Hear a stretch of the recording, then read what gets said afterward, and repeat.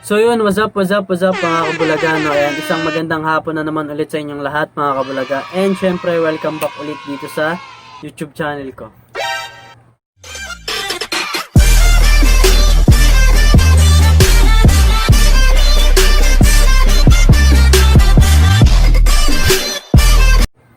And yun mga kabulaga, ang ituturo ko naman sa inyo ngayong hapon is kung paano mag-download ng sound effects ng walang bayad. So yun, simulan na natin mga kabulaga yung pagda-download ng sound effects ng walang bayad. So una is pupunta tayo ng YouTube syempre. Bago yan mga kabulaga, para makat nyo yung dinownload nyo na sound effects, kailangan nyo gumamit nitong eto. Yan, yung pangkat ng mga music. So kakailanganin nyo yan. Mag-download kayo nyan, audio MP3 lang. So yun, punta na tayo ng YouTube. And then search lang natin yung free sound effects. Free sound effects, no copyright.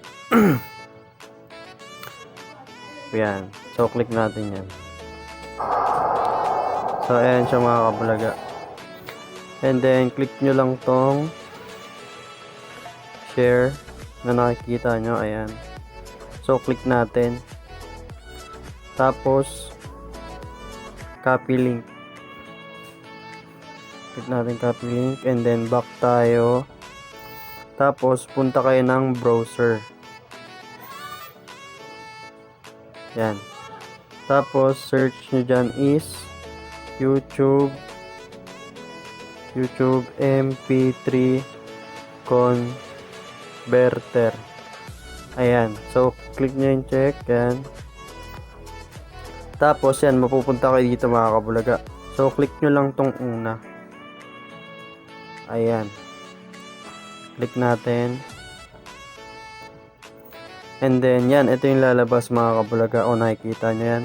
Tapos, ipipaste nyo dito yung kinapilink natin kanina na sound effects. So, diinan nyo lang yan. Tapos, lalabas na yung paste. Click nyo yung paste. Yan. Tapos, click nyo tong convert. Ito. Click natin yan. And then, click yung download. Itong download mga kabulaga. Ayan.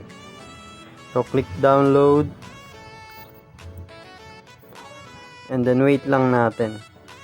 So deny lang natin, tapos back. Tapos ito, click nyo tong download. Continue lang. Ayan o, downloading na siya. Ayan, kung nakikita nyo. Funny sound effects. Ayan. So download complete na mga kabulaga. So back lang tayo. And then puntahan natin yung na-download natin na ito, funny sound effects. So, punta tayo dito sa sinasabi kong app, itong audio, para makat natin yung mga music. Yung mga sound effects na dinownload natin. So, punta tayo dyan. Turo na rin sa inyo kung paano siya i-cut mga kabulaga. So, punta kayo dito sa trim audio. Trim audio, click nyo yan. And then, ito yung kaninang dinownload natin mga kabulaga. Yan. Yung funny sound effects for YouTube. No copyright. So, kiklik natin yan. Close lang natin kasi may lumalabas na. Tapos, try natin i-play.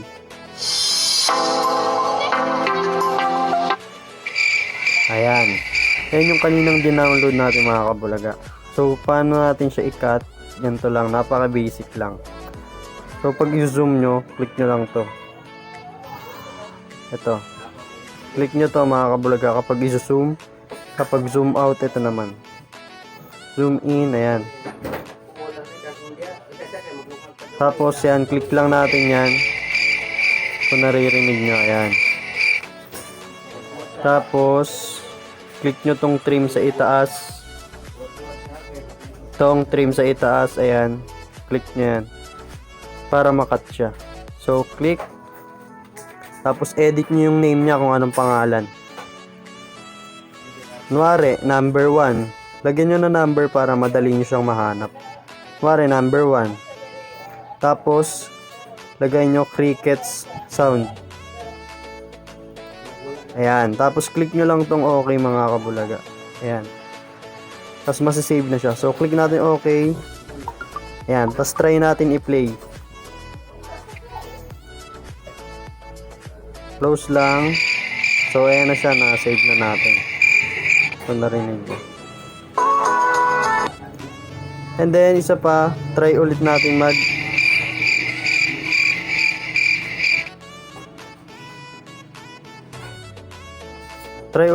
mag-cut ng isa pang sound effects. So, trim audio. And then, ito yung kanina. Funny sound effects. Tapos, zoom natin.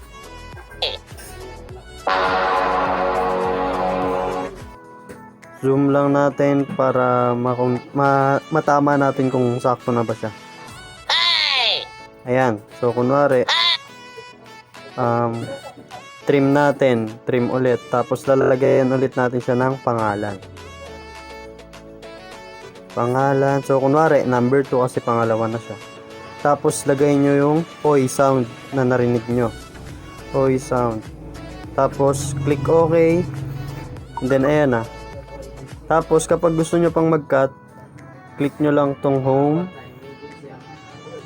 Tapos, magbabak na kayo. Remind me later lang. And then, click nyo tong ulit audio trim. Yan. So, patayin muna natin yung data natin. Yan. Click audio trim para makapag-cut ulit. So, nakikita nyo mga kabulaga, ito yung mga una nating kinat. Ayan, tsaka ito. Yan. So, click ulit natin tong funny sound effects.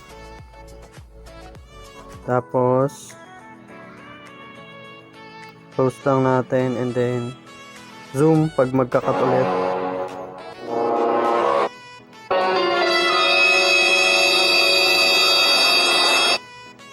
Denied. Yan, kunwari yung denied.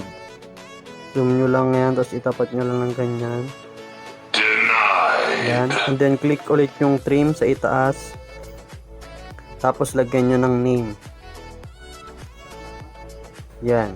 So, kunwari, number 3 na kasi pangatlo na siya. So, number 3 tapos lagay nyo denied. Kasi yun yung narinig nyo, di ba? Denied sounds. Yan. Tapos, click OK, mga kabulaga. And then, ayan na. Tapos, home ulit tayo. Trim. Yun lang. Hanggang matapos nyo lang siyang i-cut. So, kasi ako nakapag-cut na ako mga kabulaga. So, ganun lang siya kasimple. Ganun lang kasimple gamitin yung itong trim, trim application.